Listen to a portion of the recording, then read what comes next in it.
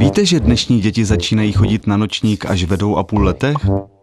V 50. letech to bývalo v 18 měsících. Co se stalo?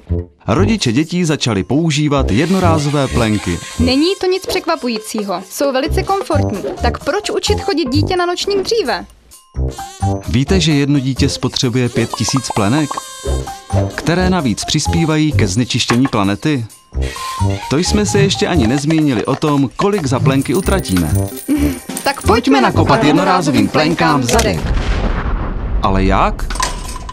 Vyberte nočník moudře. Pořiďte svému dítěti inteligentní nočník. Pojď! Když vaše dítě začne čůrat, po 2 sekundách uslyší tekoucí vodu. Nočník je konstruován tak, že při sezení drží záda dítěte vzpřímená a stimuluje tím jeho močové cesty. Když vaše dítě vstane z nočníku, uslyší pochvalu, kterou jednoduše nahrajete do zařízení uvnitř. Jsi šikulka, miláčku. Pochvaly můžete znovu a znovu nahrávat, kolikrát jen chcete. Jsi šikulka, miláčku. Ergonomický design. Nočník podporuje správné držení těla při sezení vašeho dítěte.